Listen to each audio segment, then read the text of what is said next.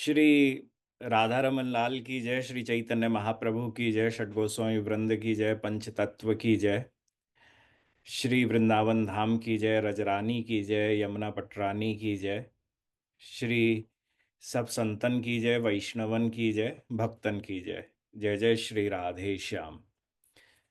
निताई गौर हरि बोल। गौर प्रेमानंदे हरि हरि बोल। In the last few sessions, we are discussing the Shikshashtakam verse 1, and we will be continuing with the same. In our last episode, we were discussing Shreya Kairava Chandrika. So we will be discussing the next point of this very verse. But before that, let's start uh, with the verse itself. So first I will speak the verse, and afterward you can repeat it. I have shared the verse on all of your message screen. So please have a look with, of that.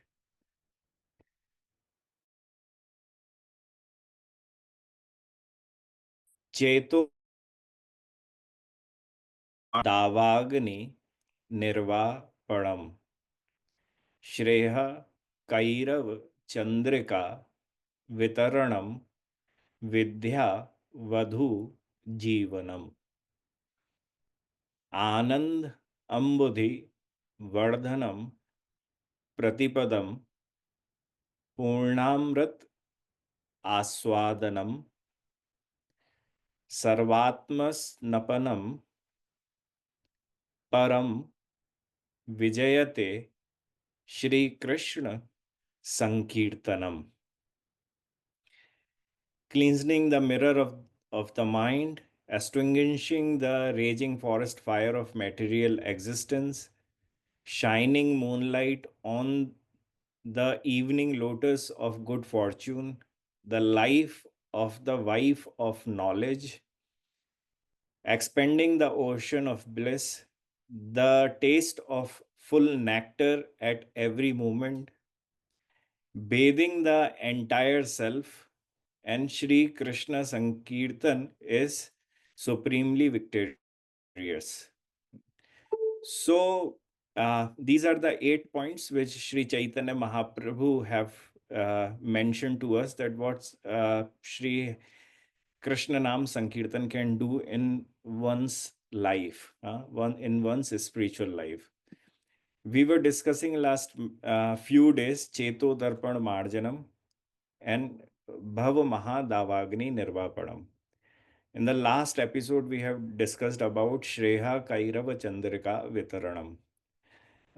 Now, we have to first understand the Gaudiya philosophy which Shri Chaitanya Mahaprabhu have given to us in this verse. Until or unless we don't actually understand the importance of this verse and the Gaudiya understanding, we cannot really dive into the subject. So the very first thing is Shri Chaitanya Mahaprabhu have given us Shri Krishna Nam Sankirtan as well as this very Gaudiya family and the Gaudiya philosophy. Now we have the Gaudiya philosophy, which was expanded and mentioned by Shri Rupa Goswami uh, in the most beautiful way in his scriptures. So Shri Rupa Goswami speaks the different steps of the bhakti, Adau, Shraddha, and all, which everyone knows, like those who are the participants here.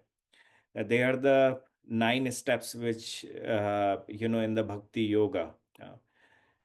That you start with Shraddha, then afterward you get to the Sadhu Sangha, then Bhajan Kriya, that takes you to Anartha Nivrati, then uh, anastic bhakti, then you get nistha, then after nistha you reaches to the point of ruchi, asakti, bhav, and then the last supreme goal of any bhakta is prem. uh, so these are the like 9 steps of like whoever wants to start the very bhakti yoga, uh, he has to uh, climb these steps to reach to the goal of sacred love. If you do not actually follow these steps, uh, then you are not going to attain the supreme goal of this bhakti yoga, which is sacred love. Now we have to uh, dive into in these steps, as like what Sri Vishwanath Chakravarti Pat Thakur have done. Vishwanath Chakravarti Pat Thakur in Madhura Kadambini, he has mentioned 14 steps. The 9 are already there, but he had added 5 more steps into it. And uh, so there are total 14 steps. There are total 14 steps. In those 14 steps, the Cheto Darpana Marjanam, the very first steps, the very first step, it covers the very first 7 Bhakti Yoga steps. The 7 steps are known as unsteady devotion. Hmm. Unsteady devotion. And please listen to me here very carefully, because this has to be cleared in our in our mind, so we can focus on the bhakti in a right way. Hmm. So what Sri Vishwanath Chakravarti have done, he have spoken that, before even Shraddha comes into our life, he have said that Sadhu Sangha uh, is the very first one. That whoever is the sadhu in your life, whoever is a devotee in your life, until or unless you don't actually see the sadhu, the devotion never uh, arise in your life. A sadhu can be any. It can be your mother, it can be your grandmother, it can be your father, your grandfather, your neighbor, your friend, anyone, anyone who knew something about bhakti. Uh, and when they came to know about bhakti, when they were practicing bhakti, and because of them, uh, you started feeling little attracted towards bhakti. You felt like, okay, let me see what happens. Let me see what my friend does. Let me see what other people do. And obviously they all were, or somehow they were connected with the sadhus. Mm. So uh, with them you went to their gurus, or you went to a different gurus, or when you came to Vrindavan to take darshan, or like come to any point, but you actually ended up seeing any sadhu. Mm. When you met any sadhu, you felt good, you felt there is a positive vibes or so. So next time when you felt like, okay, I want to go again, so when you went over there, then the second point comes. And the second point is sadhu seva. This is the very first type of a seva. What is the first type of seva? It's like you take something from your side as a gift, fruits, clothes, or whatsoever. Like, okay, let me take something to the sadhu. Vishwanath Chakravarti Thakur have come up with this idea that the very first step is sadhu sangha, the second one is sadhu seva, and after sadhu seva, the third step is shraddha. And by meet having an association with the sadhu, doing a little bit of seva, primary seva, and by seeing the positivity, by seeing that how they are inclined towards their bhakti, we somehow got a little bit of shraddha, uh, the faith towards their devotion, towards the bhakti yoga. So that made you feel like, wow, this is something I really, feel like trying at least. Uh, so that shraddha, once that shraddha came, then again additionally, then uh, the next step or the next point is sadhu sangha, that you go and you ask this question, what should I do in my spiritual life, how should I even start this bhakti yoga, how should I even start this journey. And then sadhu says, or the guru says, or the any bhakta, they say, start to chant. Hmm. Start to chant holy name, start to do, or start even coming to the classes. In some places, they focus more on the classes. So the different ways when you went, you asked, but the majority of sadhus always ask you to do chanting. So that chanting is known as bhajan kriya. Uh, so, uh, when you started doing a little bit of chanting, the very first bhajan ruchi arise in you. Bhajan ruchi, oh, I feel very good by doing this. Uh, I feel very good. But this ruchi is very different than the ruchi which will come later on.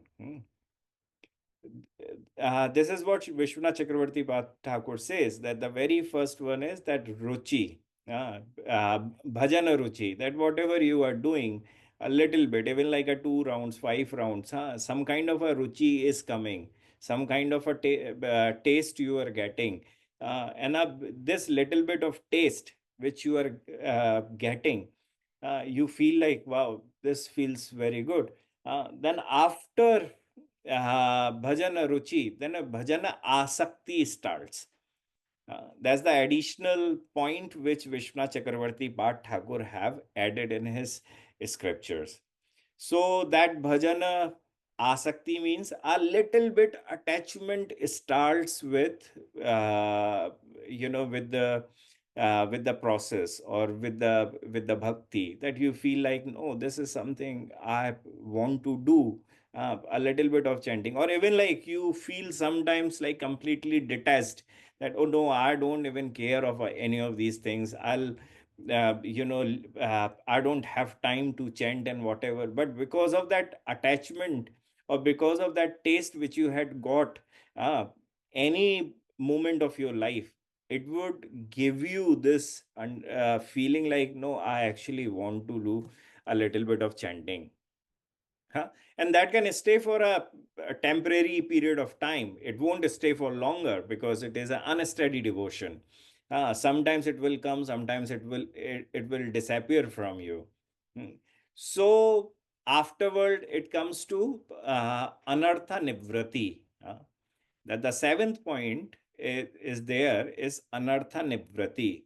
And in that anartha nivrati, the very first thing which Mahaprabhu have spoken, Cheto Darpana Marjanam, uh, that it will start to clean your heart.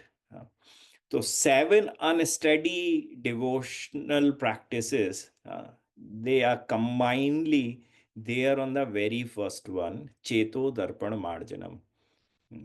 Once you clean that heart, your chitta, or your uh, hard drive of the, you know, of yourself, where all the experiences are stored, then bhava maha davagani nirva padam. Then the steady devotion starts.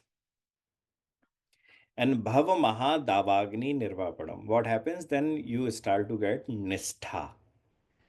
That whatever is happening in my life, even there is a fire everywhere, I don't care. I have a uh, I have the steadiness in my bhajan. That is the second step, and from here the steady devotion start. We usually all are stuck on Chetodarpan Marjanam. Where are we stuck? On Chetodarpan Marjanam. What I'm talking about, once we clear this Chetodarpan Marjanam, then according to our acharyas, the second one, the very second uh, step will be the steady devotion, and that is Bhav Maha Davagani Nirvapadam. And once that steady devotion starts in your life, you have a nistha, whatever is happening, you are completely steady with your devotion, with your chantings, with your any kind of a devotional practices. Then afterward, it comes Shreya Kairav Chandrika Vitaranam. What will happen? Now, there is a night lily which blossoms only, uh, only when it gets the moon rays. So, in a very same way, Shreya, Kairava Chandrika Vitranam. In our heart, the night lily will blossom. Night lily, and night lily is known as Bhakti, or the Bhakti flower will blossom by Sankirtan only, nothing else. Only Sankirtan can blossom this. And this is the stage of Ruchi. Ruchi means taste. That we will get a taste in Harinam Sankirtan, Krishna Nama Sankirtan. Then afterward, Vidya Vadhu Jivanam. It means Asakti. Asakti means attachment. Attachment means now, no matter what, Krishna Nama Sankirtan has become, I'm so attached with Krishna Nama Sankirtan that I cannot leave this Sankirtan. No matter what, I'm not going to leave this. Krishna Nama Sankirtan. So this is the stage of Asakti. And after Asakti, we will talk with the different stages. So now in this very series, we are going to talk about the very subject of today's class, Vidya Vadhu Jivanam. That what is Vidya Vadhu Jivanam? See, in the easy way, we can say that the life of the wife of knowledge is the very easy way of saying that Vidya Vadhu Jivanam. But we have to dive into it to understand that what exactly uh, is this Vidya, because Vidya has been described in a different ways, and our acharyas have also spoken differently about Vidya. Some have come up with the idea of Brahma Vidya. Some acharyas have come up with Para Vidya. Some acharyas have come up with Bhakti is Vidya. The different acharyas have given the different perspective in there. But what the main point is, that we have who is Vidya? Vidya, let's say, is your bhakti. Who is Vidya? Vidya is a newly wedded wife, a woman who is newly wedded. Vidya, Vidya Vadhu. With the Vidya, the Vadhu is mentioned in there. So what does it mean? That it is a very newly wedded wife, whose husband, Jivanam, whose husband is Krishna Nama Sankirtan. So, in an easy way, we have to understand that whatever we are studying in our life, whatever education we are obtaining in our life, If we are, so that is known as Vidya. Vidya. But that Vidya is not going to solve any kind of a purpose in our life until or unless it is married with Krishna Nama Sankirtan. This is the whole point of it. Uh, It There is no other point of this, the very topic. And if we don't understand the very means, it, we will get bewildered and confused with this idea of like why this Vidya Vadhu Jivanam is mentioned. Because I know that many people who memorize this verse and afterward they, wherever they want to throw this verse, they just like, come up and speak this verse. But if you really want them to speak about it or describe this verse or describe even what does Vidya Vadhu Jivanam means, they are unable to do so. And I do not want the very same thing with all our devotees. I want them to understand the very meaning of what is Vidya Vadhu Jivanam.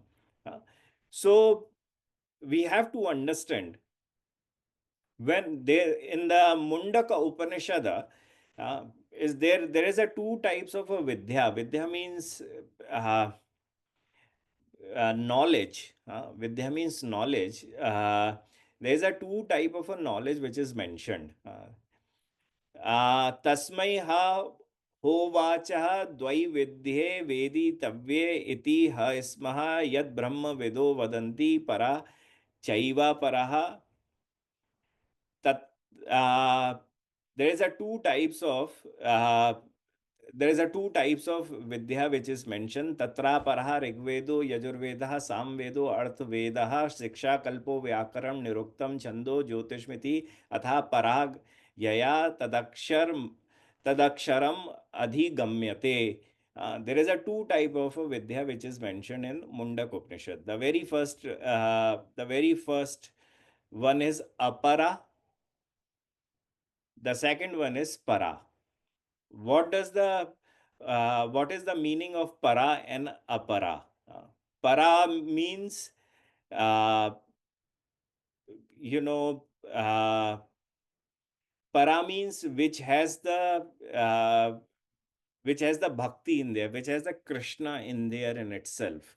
Uh, and that is known as Paravidya. That, whatever knowledge I am obtaining, whatever knowledge I am getting, whatever knowledge I'm receiving from all the sadhus and everything, from everyone, but that knowledge I'm receiving to attain Krishna only, no one else.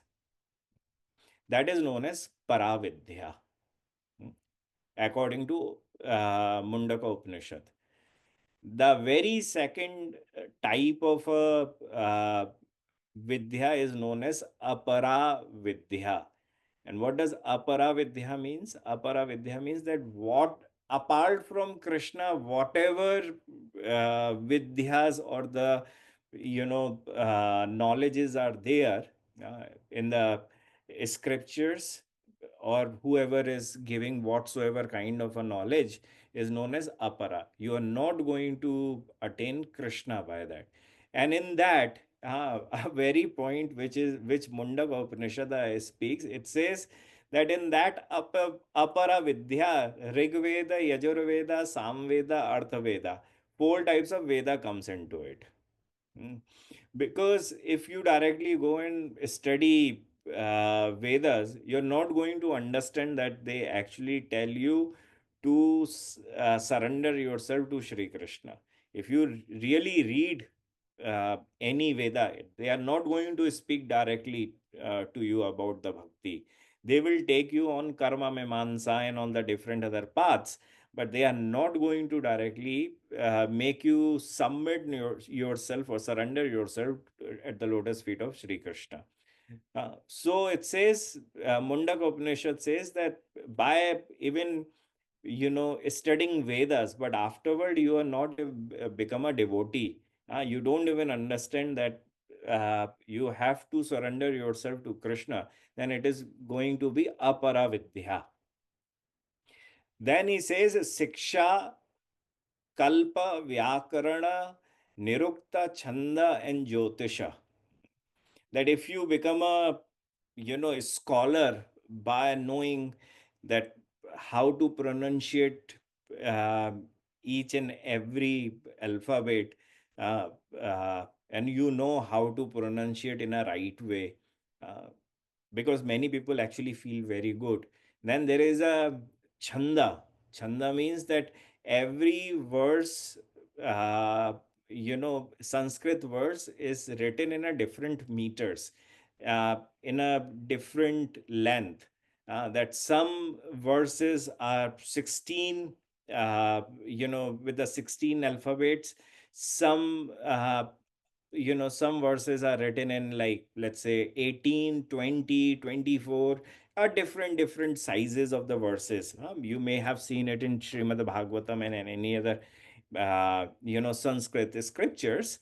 So every of those uh, every of those verses, uh, the every verse syllables, thank you, Paramananda. So every of those syllables, they have this very thing, that if it is a 16 syllable Sanskrit verse, then you have to recite it in a specific way. If it is 18 syllable verse, then you have to recite this verse in a specific way. If it is 24, you have to recite it in a different way. If it is 27, and you have to recite it in a very different way.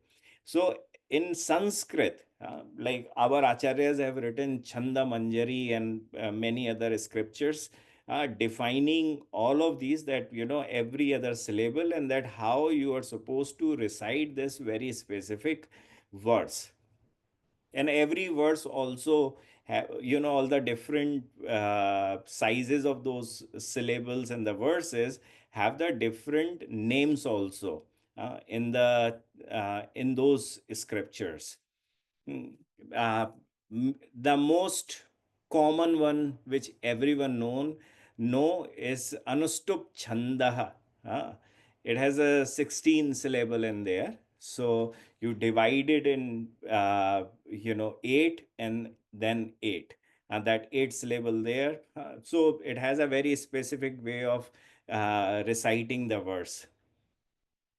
कस्तूरितलकमललाटपटले वक्षस्थले कौस्तुभं नासाग्रे वरमौक्तिकं करतले वेणुं करे कंकणम.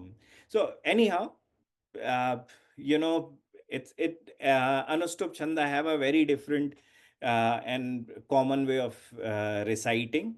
And so this is one kind of vidya one can obtain, by being a Sanskrit scholar.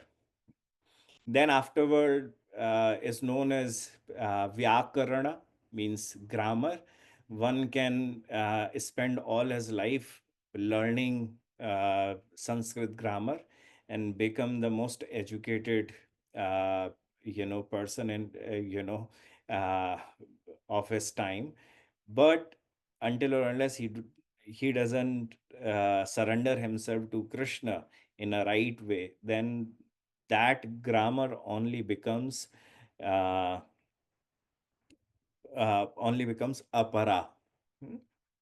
Apara vidya means is not going to do anything with to him, and is not going to take him to to the to Krishna's abode.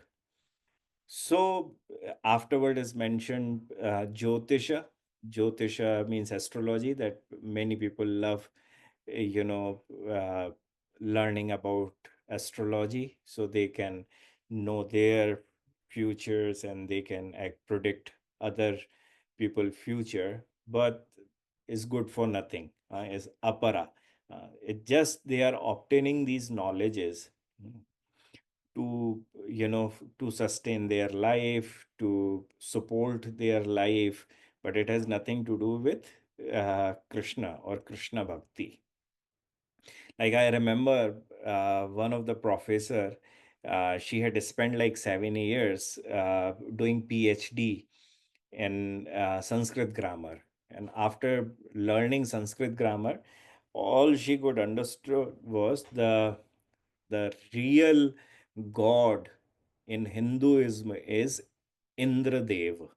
Uh, that's what she understood. After uh, learning Sanskrit grammar and afterward uh, focusing, then reading whatsoever is scripture, she came to the conclusion that the only God which is supreme in Sanatan Dharma is Indra Deva, not even Brahma, Vishnu, Mahesh. So that is known as Apara Vidya. Uh, so Apara Vidya never takes you to Krishna or Krishna Bhakti. Whereas there is another one that is known as Paravidya. Uh, Paravidya means that the Vidya which takes you to Krishna, which directly takes you to Krishna and no one else. And that's why, uh, you know, this question was asked by Shri Chaitanya Mahaprabhu that Prabhu पूछे रामानंदो करेन उत्तर ei mate sei ratri kotha porospar. At the night, Shri Chaitanya Mahaprabhu asked this very question, or he is discussing, all the different subjects where Mahaprabhu is asking different questions and Ramanand is replying. And so they are spending their entire night by speaking the different subjects of, philosophy or Gaudiya philosophy. So, Prabhu kohe kon vidya vidya modhye sar. Which knowledge is the topmost knowledge amongst all different knowledges? राय कोहे कृष्ण भक्ति बिना विद्या नाई are. That in amongst all different types of knowledges, the only knowledge of Krishna bhakti is the topmost. There is no other knowledge which is topmost. The only and only and this a Krishna bhakti. He is actually learning or being educated in Sanatan Dharma and Bhakti Yoga. And he is the one who is actually understanding that he is going to be knowledgeable just by learning Krishna Bhakti. Now, please understand, there are so many different types of examples here. Uh, we can say, Matanga Rishi was there who was following all the different uh, scriptures and was trying to please Lord Sri Ram. But on the other side, there was Shabri, and she was not educated in any of the scriptures, but she had the love for Lord Sri Ram. So she was just chanting and chanting and chanting, and we all know the story that at the end, who actually had Lord Sri Ram went to Shabri and not to the sage Matang. Because what happens with these vidyas, and why these vidyas or why these knowledges are not known as the best knowledges? Why? Because the very first three types of side effects are there. The three types of side effects are there. It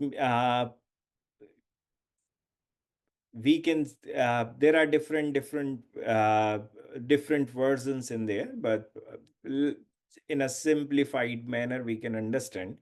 The very first one is pratishtha, that once we get any kind of a vidya, what happens to us, that we start to feel like that I should be recognized among us uh, devotees, among us people in the society, that I'm someone who has this kind of a vidya. Even this comes in a bhakti also. That is why it's been mentioned that unsteady devotion in the when you are progressing in your devotion, there is a stage comes when you feel like, wow, look at me, I have attained this much that people actually respect me now. And if anyone don't respect you, you feel like very much insulted, that how not this person is even recognizing me, that how big or senior devotee I am. Hmm. So pratishtha, puja means like you want to be worshipped by others. Mm. and and the desires to attain some money or wealth or whatever, so these kind of side effects are always there. So these three defects usually comes in everyone, every devotee, that no one recognizes me, but after a certain time or so, when I actually do the serious bhakti, I reach to that point where I want, automatically, I want to attain things, attain wealth, material wealth. I want to be recognized by others. I want that other people respect me and worship me. This is a very normal thing. But they forget one thing, that they don't have any kind of a good things. Now, they were, uh, the day when the bhakti came in them, uh, then only everyone started recognizing them, worshipping them, respecting them. So they are worshipping, respecting, and doing everything for the bhakti, not for that person. Hmm. So in the this is what it happens to, almost to everyone. Uh, but let's come back to the point that, कौन विद्या विद्या मध्य सार राय को है कृष्ण भक्ति बिना विद्या नहीं are. Hmm. Just by uh, just by practicing bhakti, Krishna bhakti, uh, if one takes the shelter of Krishna bhakti, he starts to understand everything. The same example which I have given of Shabri, I can give the same example uh, of gopis. They were not literate. They were not literate at all. But the deepest meaning of Krishna bhakti was mentioned by them only, where each and every god, goddesses, sages have come and taken the shelter, or still trying to take the shelter of their lotus feet. How did uh, gopis achieve that? By Krishna bhakti only. They didn't study any Vedas, they didn't study any chandas, they didn't study any grammar, they didn't study any astrology, they didn't. All they studied was Krishna bhakti, nothing else. So, and this is the beauty. This is the beauty of Krishna Bhakti, that the example of, the few years old example is the example of Krishna Das Baba from Kusum Sarovar. He was illiterate, completely illiterate. He felt that he there is no importance, uh, of his life, and he just felt that, what am I doing, and he only took the shelter of holy name, tried to, uh, and just because of he took the shelter of the holy name, uh, and he learned all different types of vidyas. He became the most educated person of that time, of that period. He even got all the lost scriptures, from Mansi Ganga. He even had the spiritual debates with many scholars, and he defeated them. Uh, he defeated them also. There's a story goes of someone from South India who was defeating so many scholars in India. He came to win in Vraj, and everyone were afraid, and they were like, if we will, sit for this very, uh, for this very, debate, and we know that we will lose this debate, and he will become a winner, and it won't look good. So everyone have said, you know what, if you really want to debate, you should be going to Krishna Das Baba from Kusum Sarovar. They all sent him there. He was not doing anything. He was just sitting, doing his bhajan. Uh, Long story short, uh, you know, uh, this scholar provoked him a couple of times, but Baba was not interested into having a debate. He was like, why wasting my time? Let me do my bhajan, my Krishna Nam. But he was not leaving. So, then Baba politely said, "But okay, do one thing, just recite any Samved mantra." And he used to feel that his pronunciation of mantras is the best, that South Indian scholar. So, when he recited that mantra from Samveda, Kusum Sarovar Das Baba said that, in your pronunciation, there are three defects. So he was like, no, it's not possible, not at all. Uh, if you will prove me wrong that my pronunciation have three defects, I will accept defeat. Then, with compassion, Shri Krishnadas Baba, he, uh, pointed those three defects according to the scriptures and all. And the moment he did, so that scholar, he paid his obeisances and accepted his defeat. Uh, so Baba never studied. All kind of a vidya had come to him just because he had taken the shelter of Krishna Bhakti, the Vidya, uh, Krishna Nam, just by taking the shelter of Krishna Nam. So, you know, uh, just by taking the shelter of Krishna Bhakti, one achieves or attain all different types of Vidyas. Uh, and this is the beauty of it. This is the beauty. Vidya Vadhu Jivanam. Hmm. And if we don't understand this, you know, uh, then we might not understand anything, because what happens is, but to attain that, one has to completely submit himself to Krishna Nama Sankirtan without any doubt. What happens is that even though we are actually uh, doing our bhaktis, but often we, some kind of a doubts arise in us. Often we feel like, I don't know whether this is right or wrong, what I'm doing. Maybe something is something else. If I would do, then I can become I can become the perfect devotee. But this is not what it is. When Mahaprabhu is saying Vidya Vadhu Jivanam, if you want to really attain everything, then the only thing you have to do is, uh, do Krishna Nama Sankirtan. The Nama is sadhan and sadhya. Nama is a sadhan and sadhya. Sadhan means this is the practice itself. Sadhan, and sadhya means it is a goal also. So it has a two things.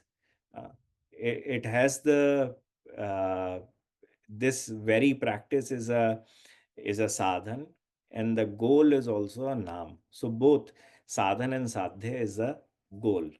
And this is what is mentioned by different other acharyas also, that uh, Vidya Vadhu Jivanam, it means that uh, what will you attain in your life?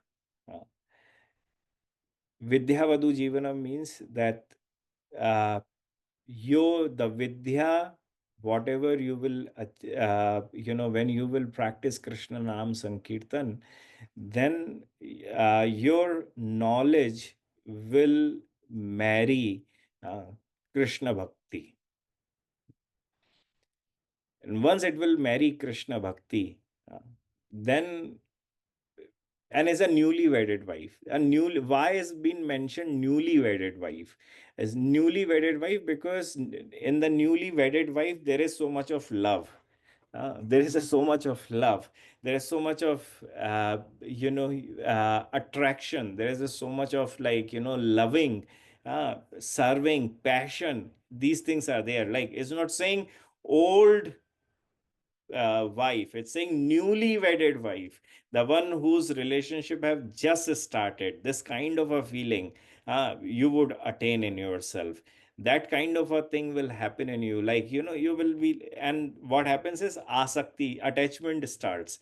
In that attachment, what happens that no, I'm not going to leave this, I'm not going to leave my wife. This happens when there is a newly wedded wife comes to you, in your life, that you don't want to leave her.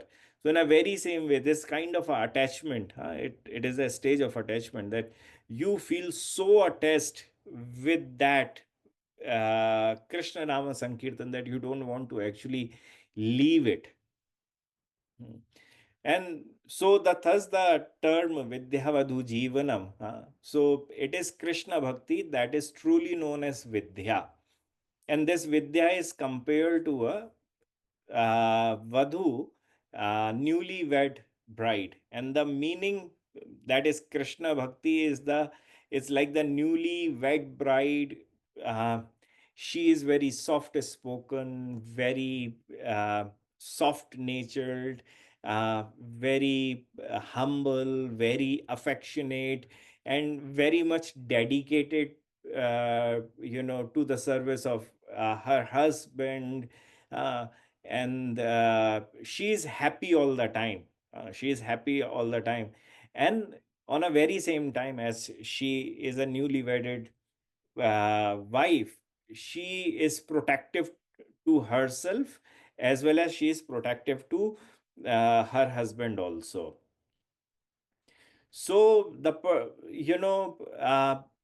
one who takes the shelter of Krishna Nama Sankirtan, what happens that after some time, after a serious devotee reaches to that point where Bhakti Devi become pleased, uh, you know, on that devotee and bestow these kind of qualities to him.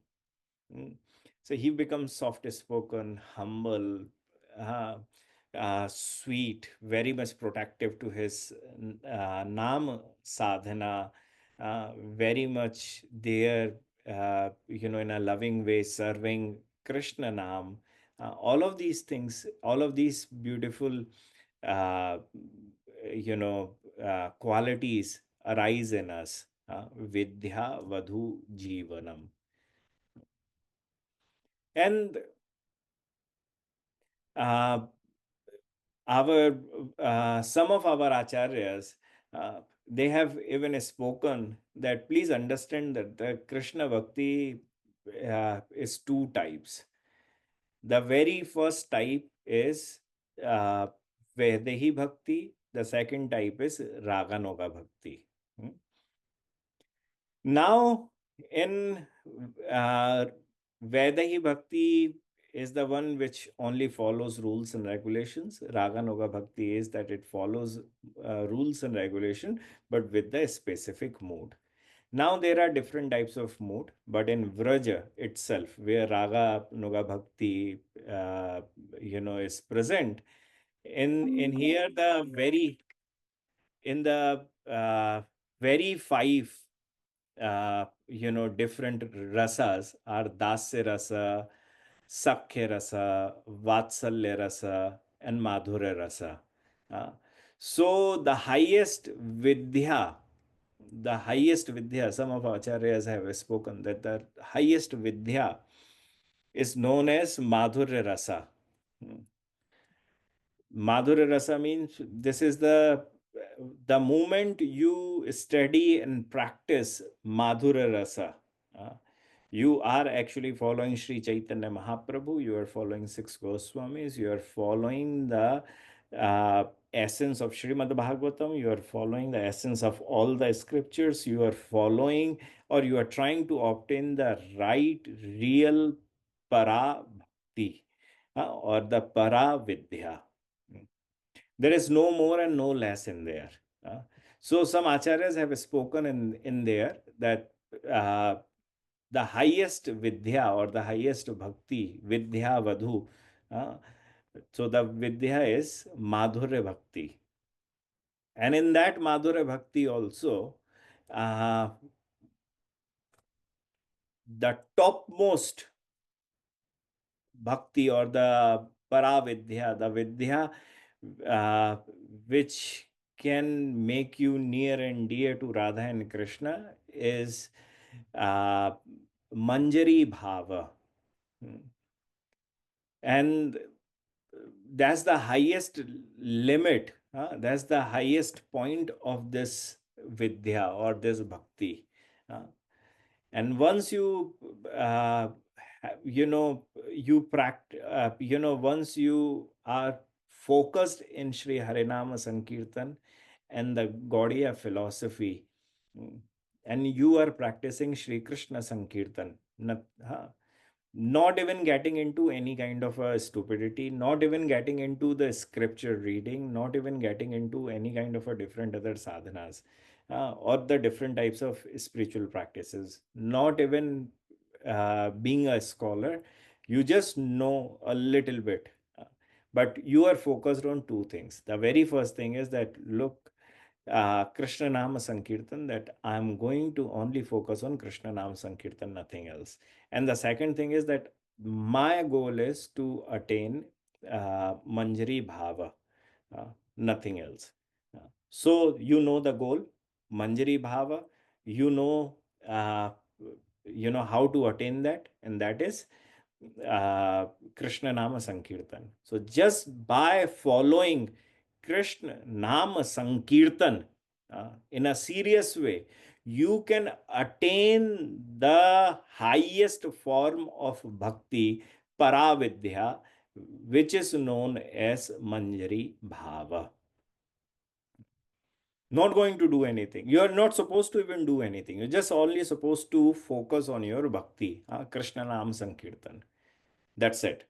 Uh, Once you are just following Krishna Nama Sankirtan, nothing else, and you have this focus that I want to attain the Paravidya, Vidya Vadhu Jivanam, Vidya Vadhu, which whose husband is, uh, or sometimes some acharyas have said that the Jivanam means life air.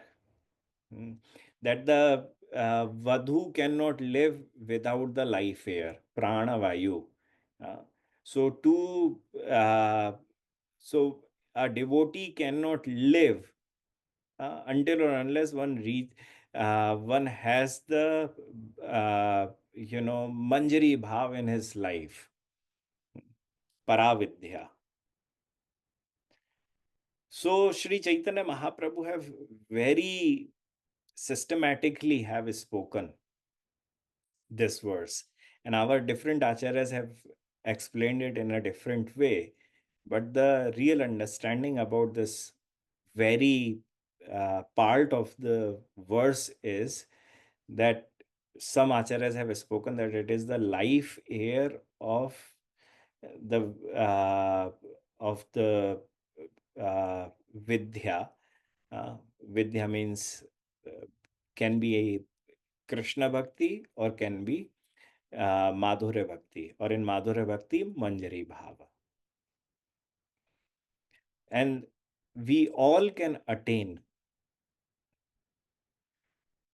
that stage of bhakti by doing Krishna Nama Sankirtan. And as Acharyas have spoken, this stage or this very point which Shri Chaitanya Mahaprabhu is speaking, it talks about the uh, that you reach to the stage of attachment with Krishna Nam.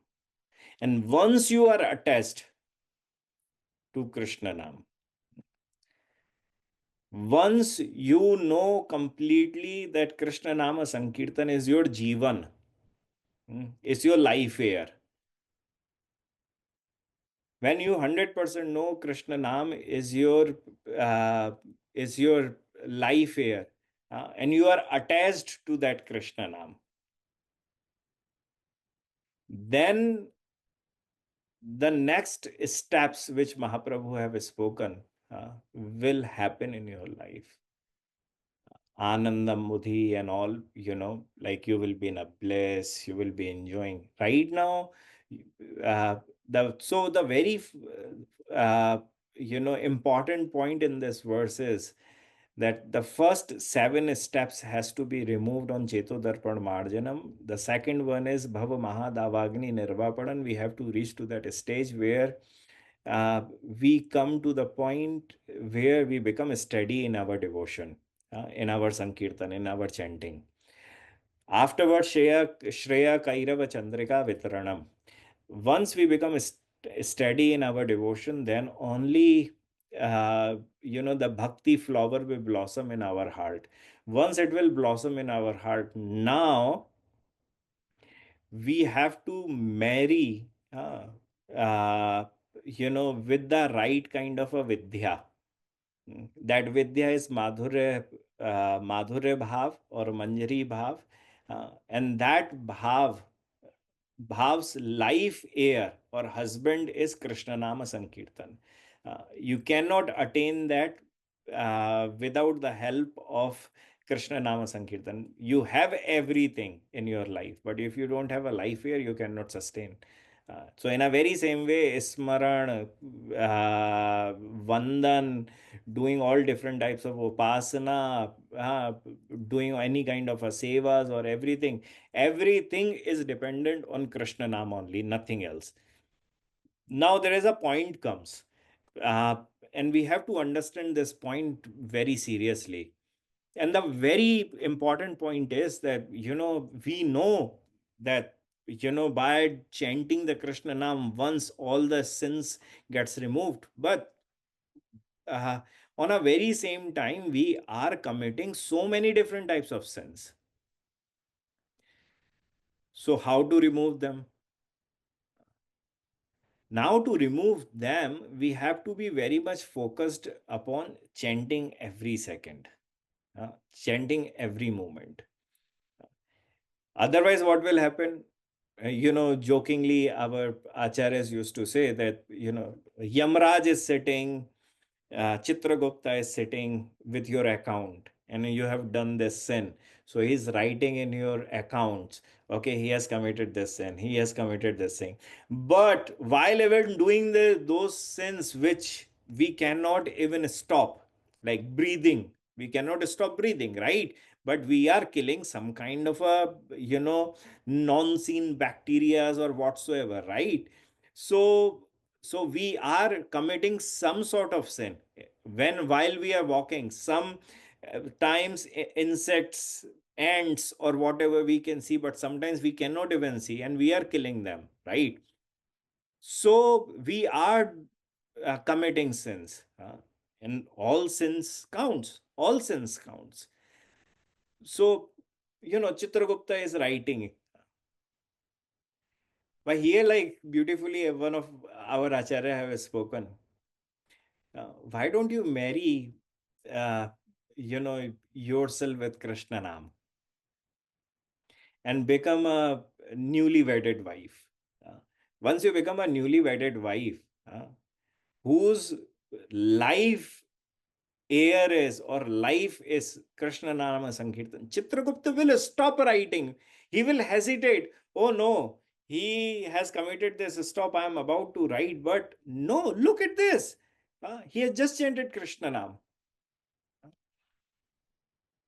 Look at him. He has again chanted Krishna Nam. Oh God, I cannot even write anymore what kind of a sins he is committing.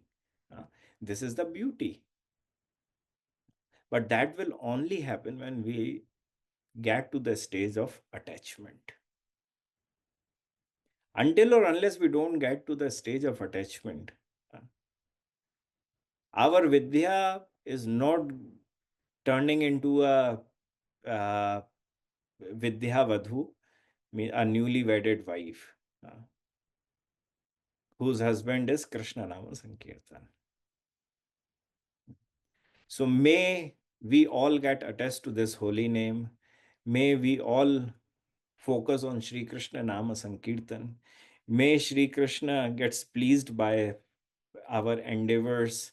May Krishna bestow his mercy, causeless mercy upon us so we can be focused on Krishna Nama Sankirtan. May we reach to that point uh, where this Krishna Nama Sankirtan gave us all the good qualities which are beneficial uh, to uh, uh, grow more in the spiritual life and to attain the very supreme goal, the sacred love. May Shri Radharaman bless us so we can become steady in our devotion and attain all the beautiful qualities which may, which can make me a very devotee of Radharani. So, Jai Jai Shri Radhe, Jai Jai Shri Shyam, Jai Jai Shri Vrindavan Dham. Any questions related to today's class?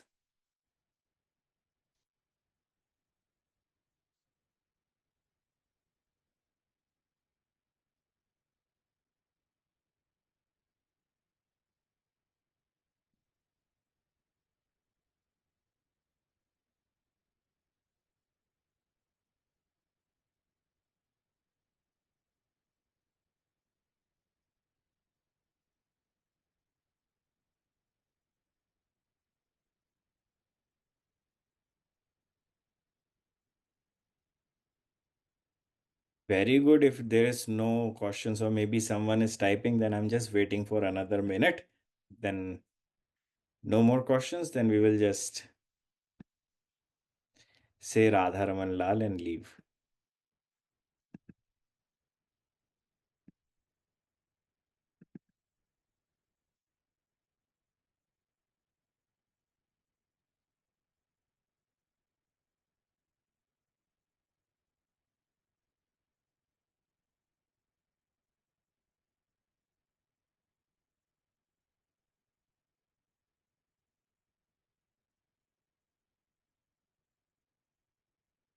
So why are people having a different understanding of the Vedas? Why did that lady conclude that Indra is the main deity, and why are the Vedas so obscure? So the very first thing is that the Vedas are for the specific classes, for the specific reasons.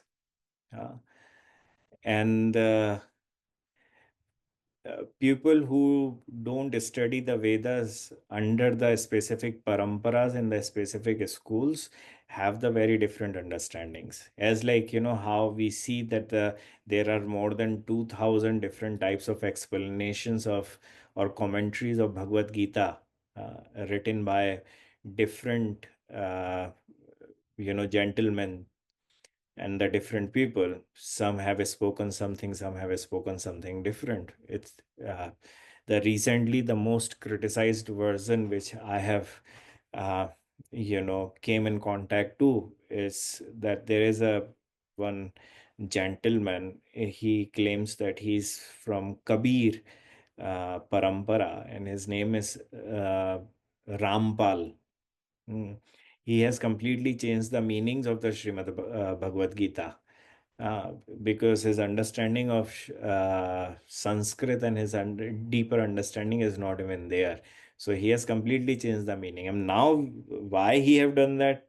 Uh, Now, I cannot say that because many often it happens purposely, often it happens uh, because of Maya. So I cannot comment on that. So in a very same way, people have different understandings because people are on different stages. Some are on the tamo guna, some are on the rajo guna, and some of them are into sato guna, and some of them are nirguni. So people who are in the different stages perceive the scriptures differently. And on a very same way, when they are, uh, you know, perceiving in a different way, so they perceive the different gods also. So in a very same way, she may have done that. Uh, and so why are the Vedas so obscure? Is because it's for the different class for this different purpose, you know. Like recently, I was sorry, not even recently, today only I was actually speaking this uh, to to your Guru Ma, uh, and there was this discussion was going on that there are some, many of our scriptures which are not supposed to be translated into English have been translated to English.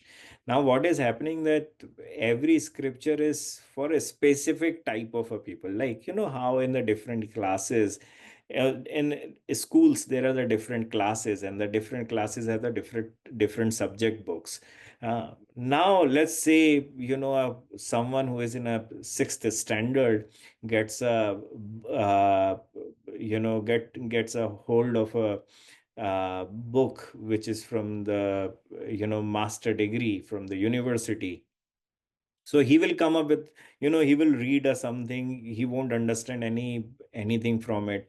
And what it will happen at the end, he will just come and ask a question which he is not even supposed to ask questions, because he has to go from 6 to 7 to 8 to 9 to 10 to 11 to 12, and afterward to the for a bachelor degree, and then to masters, and then only he would be able to he can actually ask those questions on that stage. So in a very same way, many of our scriptures which were not supposed to be translated, they got translated. And many of those people who were not supposed to study those things uh, have not studied but read the very scripture. They didn't understand anything from it, but they read and felt that, oh, I have read this very scripture. Now they are confused. Now they have a different opinion. When they have a different opinion, when they are confused, the only thing they will do is they will vomit. Uh, like usually there is a saying that when there is a too much of vidya comes in you, when too much of knowledge comes to you, and you are not able to digest that, then either it will come out from your mouth, that you will start to tell everyone, oh, you are right, you are wrong, this is this, this is that, this is it, this is that. You will just vomit because you are unable to digest. Hmm. Or you will go to bathroom again and again. It's like a salt water. It means that you will feel like, oh, this is all rubbish, I don't even understand. So in a very same way, our scriptures, our Vedas have uh, are for the certain class of students, and they are for this certain type of uh, for the certain type of branches, and it delivers a certain type of a message to a certain people. It's not for everyone. So let's say why physics is so obscure, why we can subject. We don't have that kind of a mindset to understand physics. So, in a very same way, Vedas are such kind that we cannot understand. To understand that, we need to have a certain type of expertise in our life. But what happens is we don't try to get the expertise, but we want to learn everything from it. Uh, So, Vedas are written in such a way that they cannot be, uh, you know, accessed by all different type of a people, because, because acharyas felt that if uh, people from every different class and different mindsets will try to, uh, get the knowledge, they might fill the poison. Uh, they might come up with the wrong answers. How, like in Bhagavad Gita, so many different types of gurus have come up with a very different kind of explanation, which Krishna have not even given. Uh, so that case is not there with Vedas. Only one person, mainly till now, and that is Dayananda Saraswati from Arya Samaj. He was the one who actually had translated Vedas in a very wrong way. He was not from any of the paramparas. He had taken the different meanings, and by using the very different meanings, he came with a very different type of explanations. And that is why in the Sanatan Dharma, everyone, uh, everyone, those who understand the Vedas and comes from one of the Vedas lineages, they all criticize Dayananda Saraswati and Arya Samaj with their understanding. So the caution in itself, that why it's obscure or why is they are so difficult, it's just because this is what this is like physics. It's for a certain class of people, it's not for everyone. Now if anyone comes in front of me and like throws all the formulas of physics, I cannot understand. uh, and I can, so in a very same way is for a specific type of a specific class of people. One who reaches to that class can learn, can do whatever wants to do. How to make Nam Sankirtan part of day to day life? The best thing is try to, uh, the only way to do it is to have the discipline, to make it sure that by this and that time, like let's say for half an hour, you will sit down and do the Sankirtan. Uh, so until or unless you don't make the discipline in your life, you cannot attain it. You cannot attain the very practice. Mhm. Why apara vidya and paravidya is not merged with each other? Both are a part of a spiritual scripture, na Jay? No, I mean, scriptures have few different things in there. Because scriptures understand that there are different mindsets of people in this world. uh, like how Krishna says that there are four types of his devotees. One who is inquisitive, second one is the one who wants to attain some kind of a wealth, the one who is very knowledgeable, and the fourth one is uh, a devotee, or the one who is suffering or sad. So, in a very same way, the different classes are there. So the scriptures, you know, uh, try to please or try to capture the society and the different mindsets of people. Okay, you are like this. Okay, there is a part of things written in there. So many people don't even feel like, focusing on, devotion, until or unless they feel like I'm going to achieve something from it. Usually when we, when I was studying a different religion, and not criticizing anyone, but I'm just saying, like, how in Catholicism there is that you don't have anything in your life, no problem. You are suffering in this world is because of Adam and Eve, no problem. if you take shelter of Jesus, he will remove all your sufferings. Huh? Or you want money, go to Jesus. You want car, go to Jesus. If you have done any sins, no problem, go to Jesus. So it's like, apara somehow is getting connected with para, but that para is also not 100% para.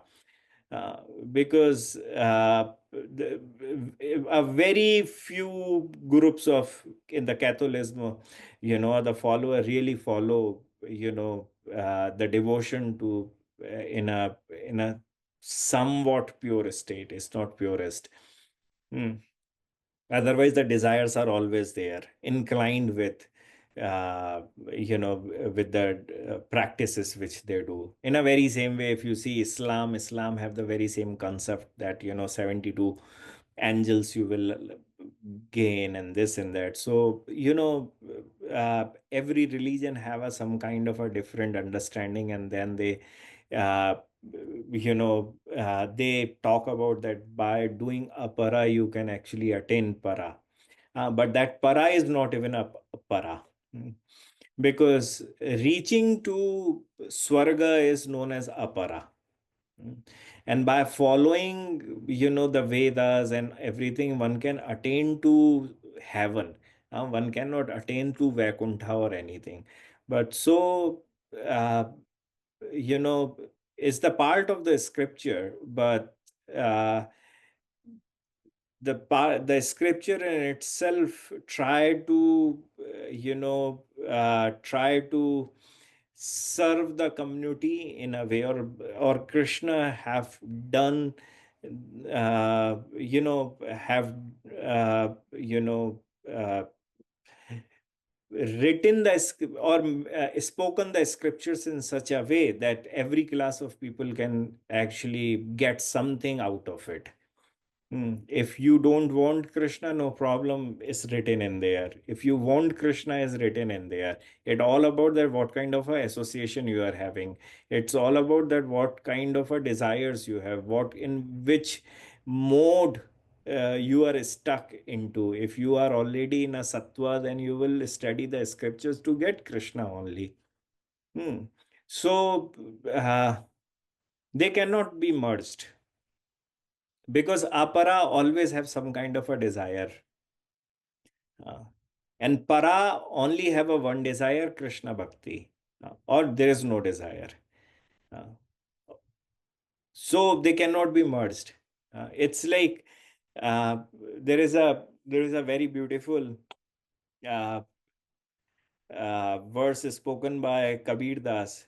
जहाँ राम तहाँ काम नहीं, जहाँ काम तहाँ नहीं Ram. Wherever there is a Krishna, there is no desire. Wherever there is a desire, there is no Krishna. So we cannot merge avidya and vidya together. That's what Upanishads, Shrimad Bhagwatam, and every other scripture speak.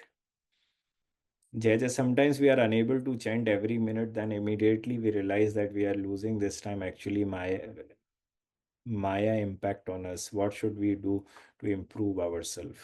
See, the very first thing is we shouldn't even uh, blame Maya.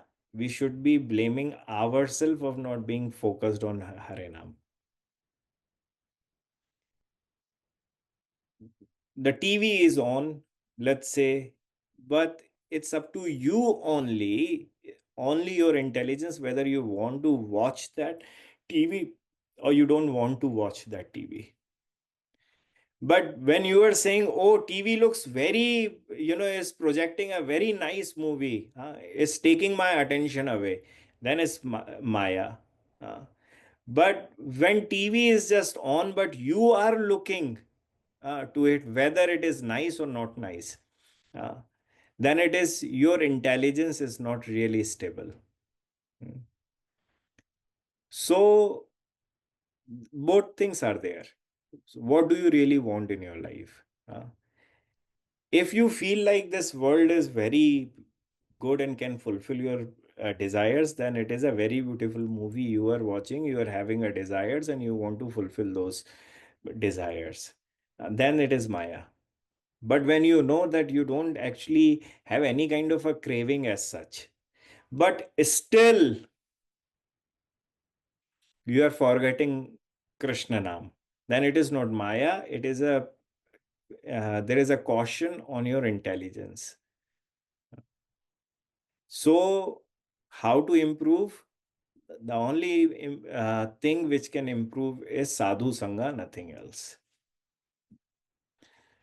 So, I hope all the questions are answered now. Uh, Good night to all of you, and good day to many of you. I hope to see you next week. Jai Radharaman, Jai Shri Bhattu Gopal.